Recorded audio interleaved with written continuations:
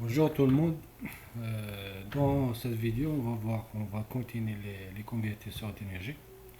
Dans la vidéo précédente, on a vu les convertisseurs d'énergie, les hacheurs abaisseurs de tension. Cette vidéo, on va voir les hacheurs élévateurs de tension. Donc, avant de voir cette vidéo, il faut obligatoirement voir euh, la vidéo précédente des hacheurs abaisseurs de tension. Pourquoi?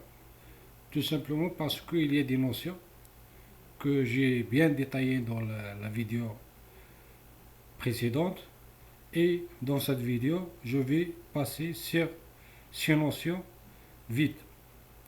C'est pour ça, avant de continuer à voir cette vidéo, il faut voir la vidéo précédente. Donc, on va commencer par le début. Par le début, on va dessiner le circuit électrique d'un hacheur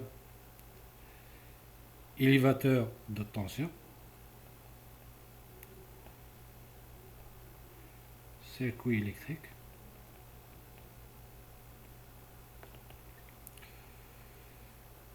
Donc, il y a, des dizaines de circuits d'un hacheur élévateur de tension.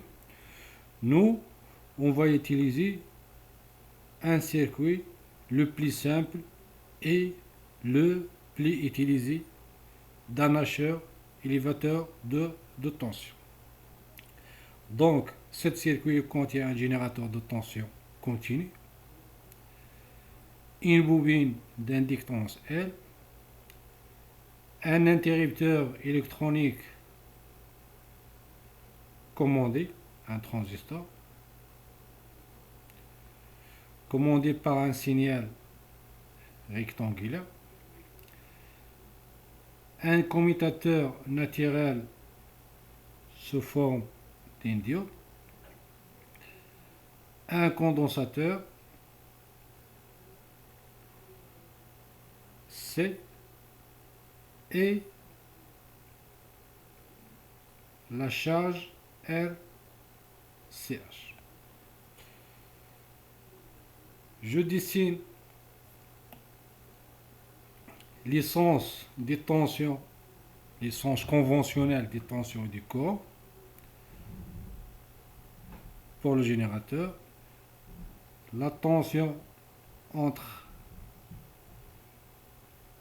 la bobine, le courant qui traverse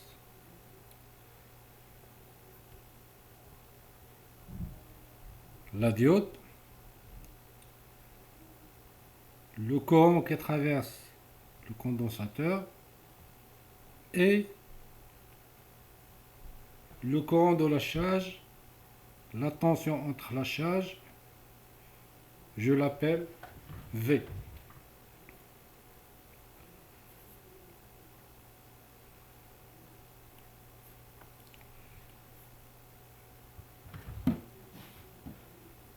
Je vais passer vite sur le fonctionnement des composants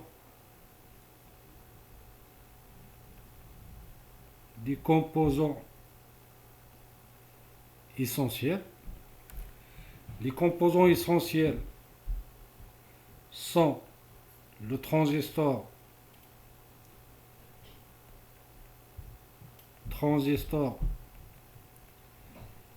et la diode. Comme j'ai dit, le transistor, il est commandé par un signal rectangulaire.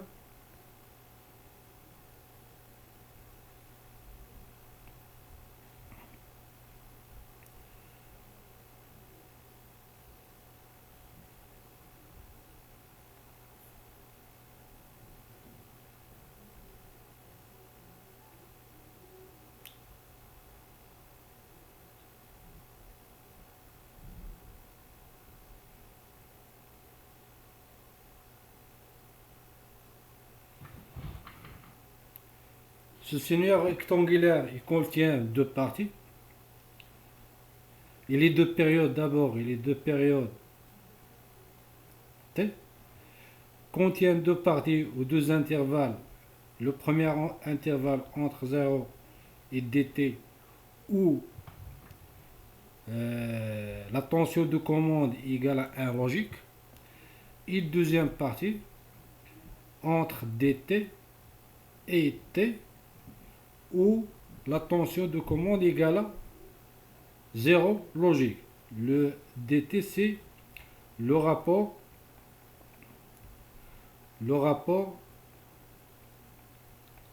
cyclique. Il varie entre 0 et 1. Entre 0 et dt, le transistor TR, il est fermé. On a détaillé ça dans la vidéo précédente. La diode D, il est ouverte.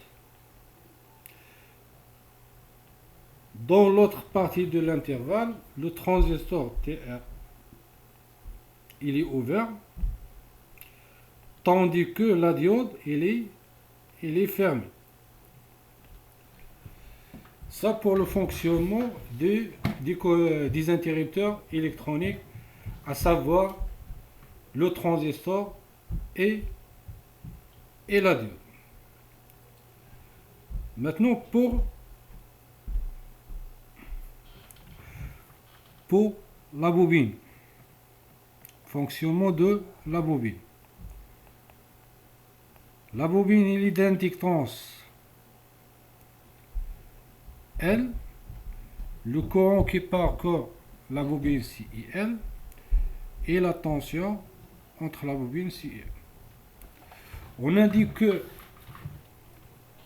dans la vidéo précédente, pour analyser un convertisseur d'énergie ou un acheteur, on a fait des propositions pour les bobines et pour le condensateur. Ces propositions sont que la tension moyenne de la bobine sur une période égale à 0 volts.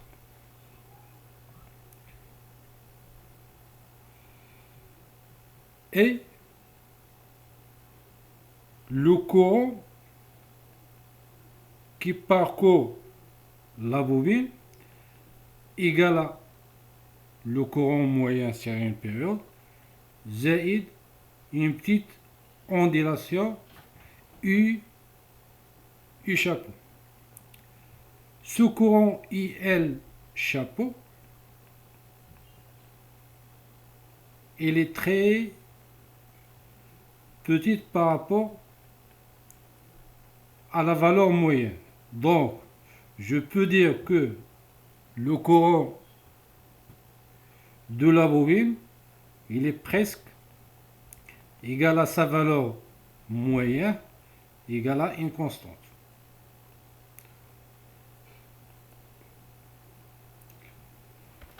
Ça pour la bobine. Pour le condensateur,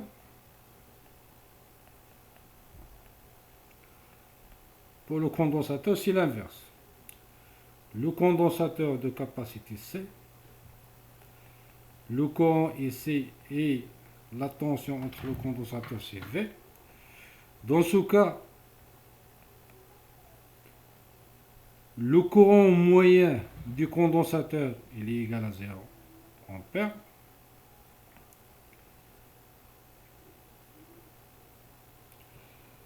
Et la tension du condensateur, elle est presque égale à sa valeur moyenne, égale à une constante.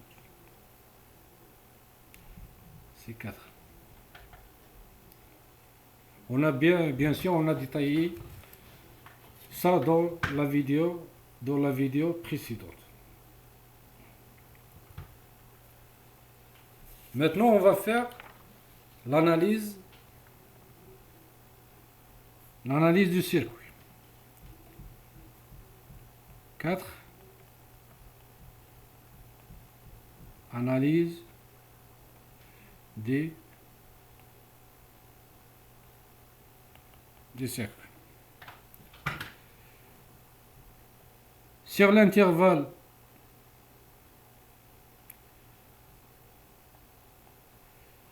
Sur l'intervalle 0 dt, sur cet intervalle, nous avons TR, le transistor il est fermé, et la diode il est ouvert. Dans ce cas, le schéma équivalent, puisque le transistor il est fermé, il sera remplacé par un fil, et la diode il est ouvert, donc il sera remplacé par un circuit ouvert. Le transistor sera remplacé par un fil, la diode il sera remplacée par un circuit ouvert.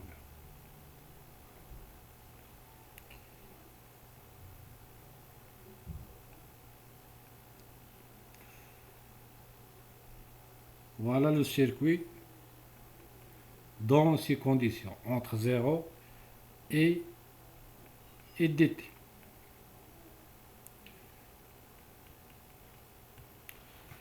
Et dt. Ça, la tension du générateur VG. On va appliquer les lois de Kirchhoff.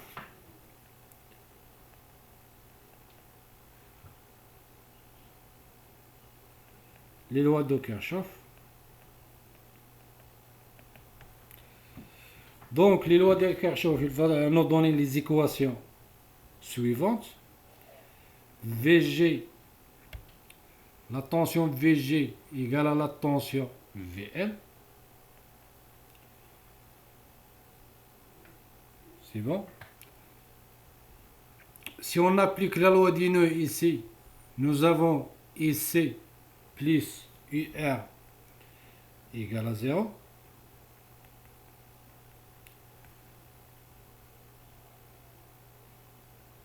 Et si on applique la loi d'Ohm aux bornes de la résistance, aux bornes de la charge, dans ce cas la tension V égale à R fois le courant de la charge.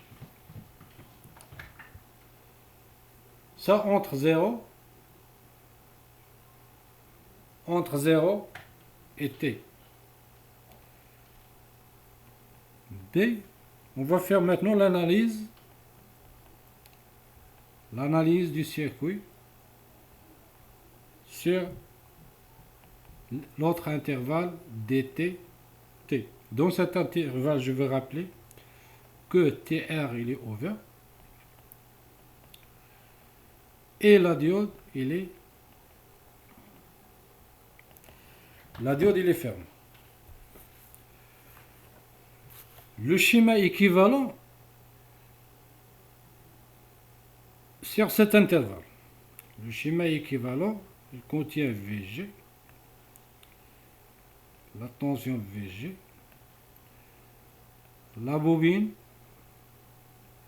L, UL, le transistor il sera remplacé par un circuit ouvert, la diode remplacée par un fil,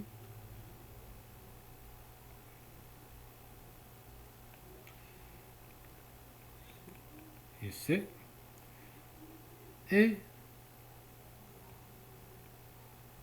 la charge R. Et ça la tension entre la charge. Si on applique les lois de Kirchhoff,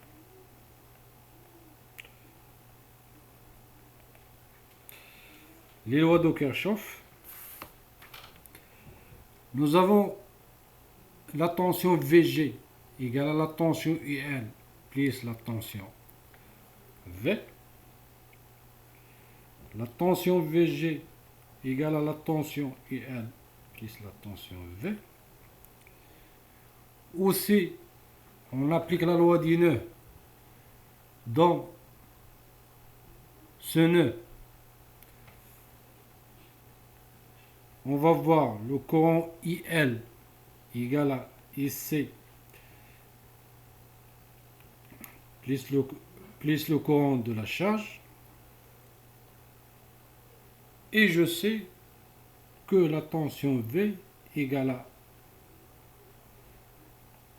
la charge fois le courant IL.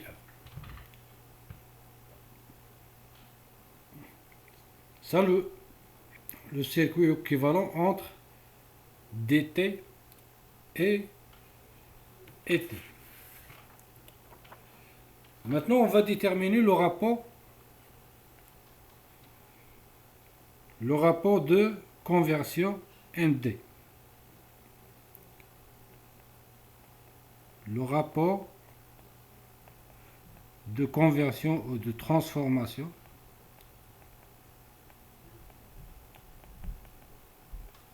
MD. Tout simplement, MD, c'est la tension de sortie qui est V divisé par la tension d'entrée qui est VG. Pour déterminer ce rapport, on va commencer par la relation 1 ici. C'est que la tension moyenne sur une période de la bobine égale à 0. C'est ça ce qu'on va faire ici. La tension moyenne, la relation 1, qu'est-ce qu'elle dit? La relation 1, qu'est-ce qu'elle dit? Il dit que la tension UL, la valeur moyenne de la tension UL sur une période égale à 0. C'est quoi la tension moyenne? La tension moyenne, la définition de la tension moyenne sur une période, c'est 1 sur T, 0, l'intégrale de 0 jusqu'à T, de la tension UL dt égale à 0. Je vais diviser l'intégrale sur deux parties. Sur 0 dt, UL dt, plus dt, t, UL dt, égale à ça. La tension UL sur l'intervalle 0 dt, on a trouvé dans la première intervalle que la tension UL égale à VG.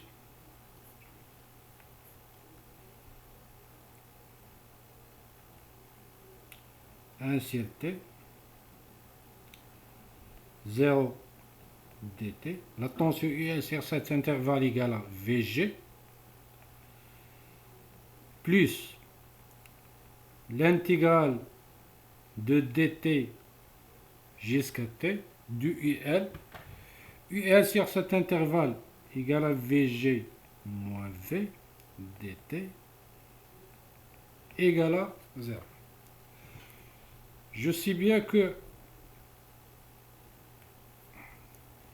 la tension VG c'est constante parce que c'est la tension du générateur. La tension V, d'après la relation 4, il est constante. Donc,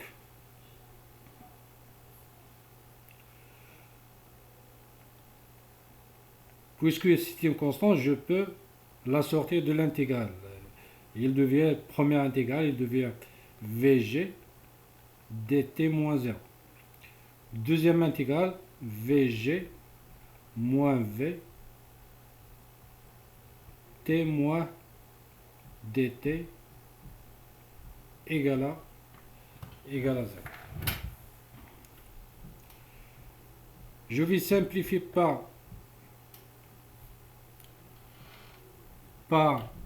t. Je vais simplifier par t.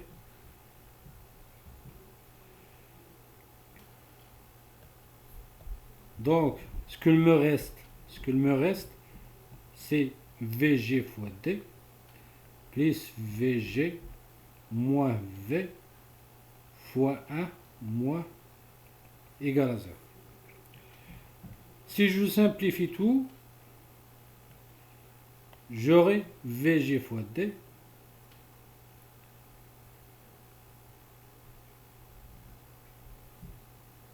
plus Vg moins dVg moins V plus V d égale à 0. Donc j'ai des simplifications ici. Ça, il va simplifier par ça. C'est tout. Donc le résultat final,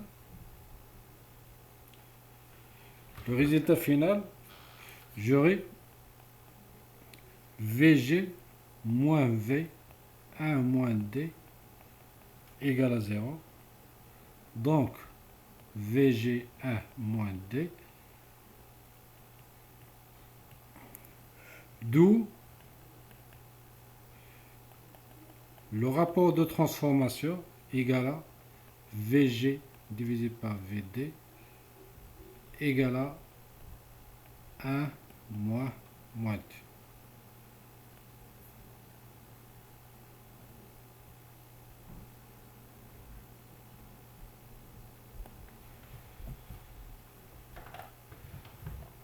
C'est ça le résultat cherché.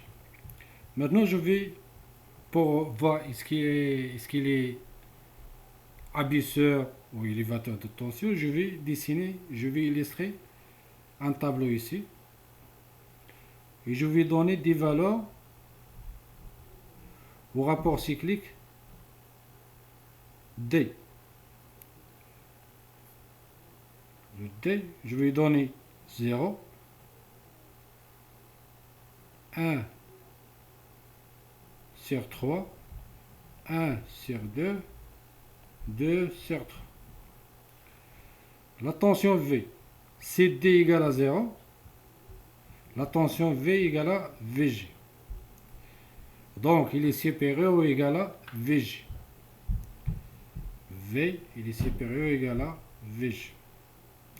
S'il est égal à 1 tiers, la tension sortie égale à 3 demi Vg. Donc V, il est supérieur à Vg. Deuxième égale à 2 Vg. Donc V, il est supérieur à Vg. 3 demi, il va donner 3 Vg. Donc V, il est supérieur à Vg. Donc c'est un élévateur. C'est un élévateur de tension. C'est un élévateur de tension. Maintenant, on va tracer les formes d'onde.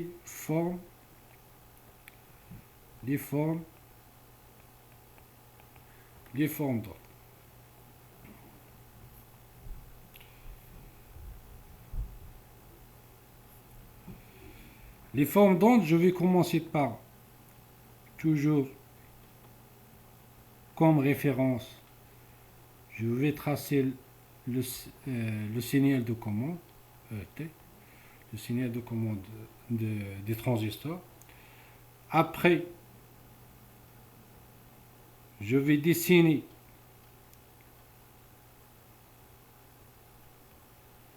la tension IL. Après, je vais dessiner la tension aux bornes de la charge. Après, je vais tracer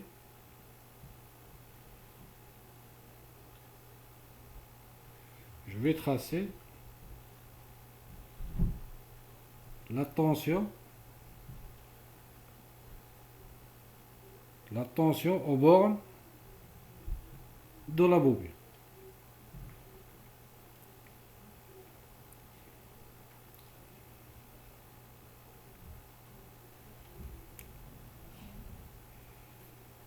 Donc,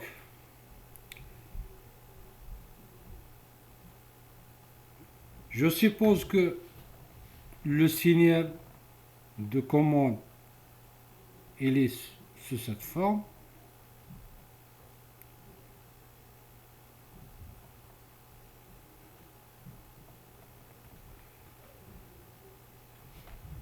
Le courant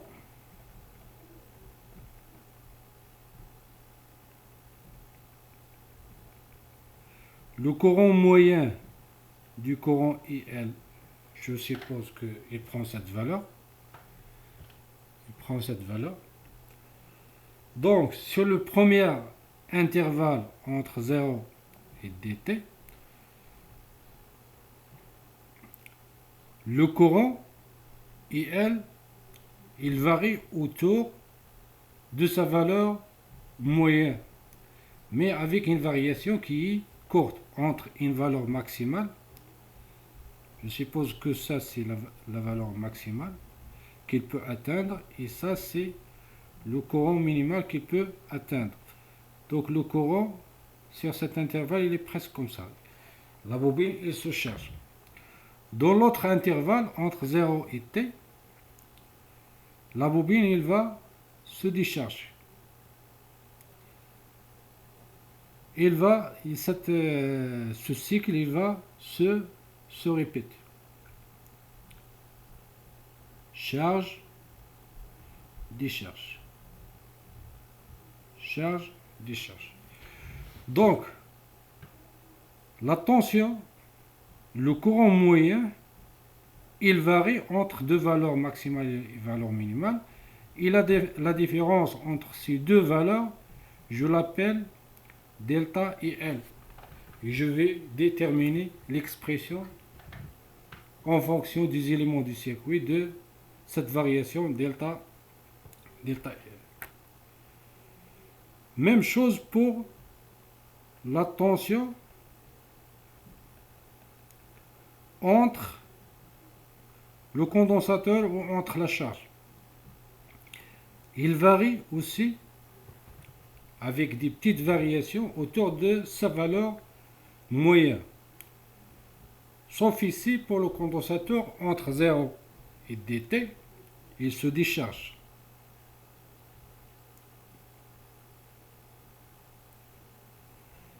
Et entre dt et t, il se charge. Pardon.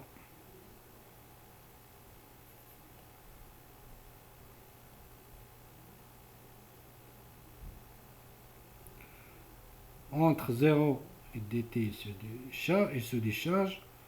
Entre dt et t, il se charge. Ainsi de suite.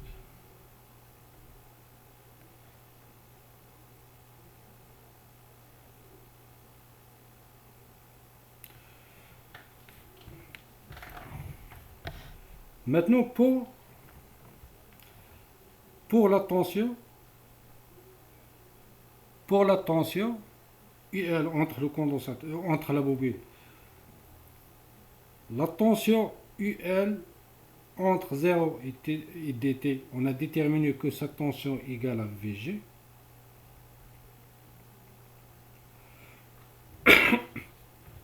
Pardon. De cet intervalle UL égale à Vg. Dans l'autre intervalle, dans cet intervalle, UL égale à Vg moins V. Et cette valeur elle est négative parce que la tension de sortie il est supérieure à la tension d'entrée. Donc, il va avoir même cette forme, mais il est inversé, il est négatif. Donc, on va voir une forme qui est presque comme ça.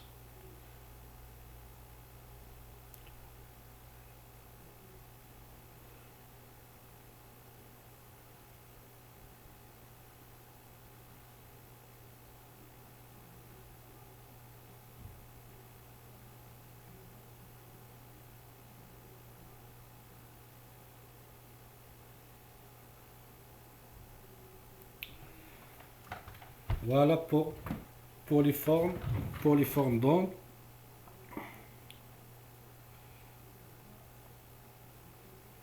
Maintenant pour la détermination, je pense ici, pour la détermination